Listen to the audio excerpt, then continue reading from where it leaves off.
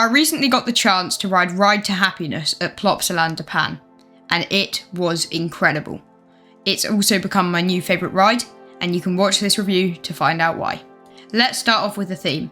Now, Ride to Happiness is themed to Tomorrowland, and that's also its sponsor. Tomorrowland is an EDM festival which takes place in Belgium, and so this is what the whole ride is sort of set around.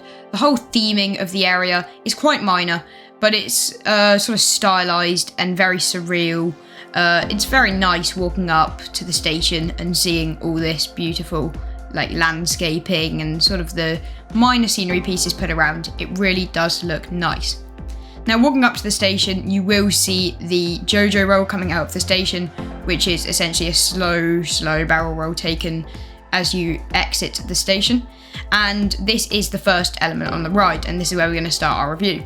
So this is a spinning coaster, so none of the elements will be taken like most normal coasters. So this JoJo roll at the start of the station is taken extremely slowly while you're spinning, and the hang time is incredible. Wherever you sit on the train, the hang time is just so surreal, and you've got the ride audio blasting in your ears at this point. Yes, this ride does have on-ride audio. This is built into the train. So you go through that element and you enter your first launch. You come to a stop here and the music sort of intensifies, and then you take your first launch. This is an LSM launch, so you might think, oh, those aren't too powerful, but this one is actually very powerful and it is great. Now, about halfway along the launch track, there's some kind of magnet or something, and it spins the cars. So you're going along this launch normally, and then you just start spinning, and it is crazy. You feel like you just have no idea of where you're going. It is unlike any other launch I've ever experienced. Then you rise up into this sort of split in half top hat. I don't really know how to describe it. You rise up to 100 foot. So this ride isn't the tallest, but it does still pack an extreme punch. Like, it doesn't need to be tall for these elements to just work. So you rise up into this. Now, you get insane airtime going into it if you're in the front. In the back, not so much, but this will all change in a minute. You do a sort of outer bank turn, which is kind of fun, gives you a nice view of the park, and then you go down your first drop. Oh wow, this drop is so good. The airtime you get in any row is extremely powerful, but in the back, it's like nothing else. It really is like nothing else. If you are in the back or anywhere and your train starts spinning as you go down this drop, it is crazy. I've taken this drop backwards, sideways, and forwards. And sideways, that is something that is just crazy. It was so scary, but it was so fun as well. You come down, get some great positive Gs, and then you go into a banana roll. This element just completely disorients you. It's not super forceful, but it's so disorientating. You're above the water, it's really cool, and quite often you'll get a very good spin going through here. Then you rise up into your vertical loop. You get some decent hang time here, and as you spin while you go through it, it is really fun.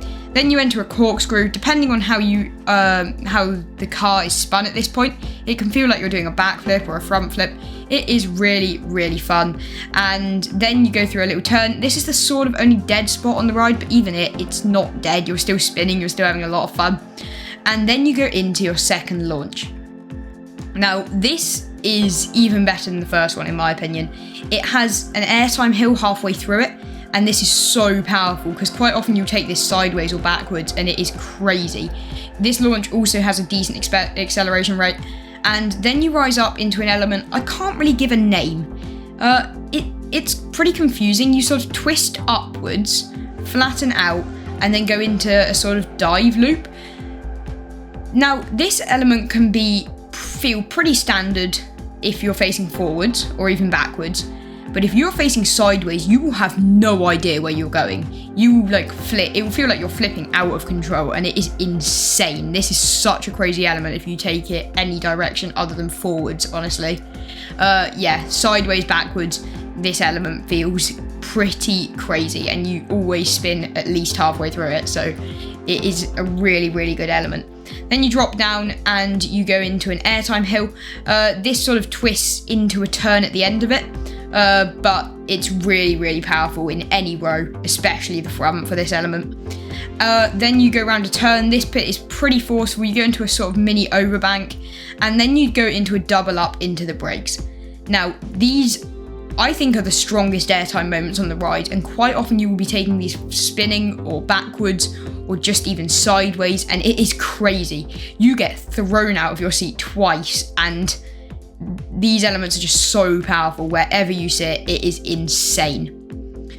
And that sums up the ride experience. You've got to remember all of this. You've got audio blaring in your ears, you've got all the sight of it, and you've got the forces on your body. It is sensory overload, and it is so, so fun. Like, I love this ride. It has become my new favourite coaster, as I mentioned at the start, and I think anyone should go out to Plopsaland de Panne and ride this thing because it is such a good ride. I'm honestly so glad that I got the chance to go here. It's incredible. It blew my mind, and yeah. This has taken the spot of Untamed in first place. It's my new favourite coaster, and that's pretty much all I have to say about this ride. Thank you so much for watching this review. If you did enjoy, subscribing and liking would be greatly appreciated. Thank you so much for watching, everyone, and goodbye.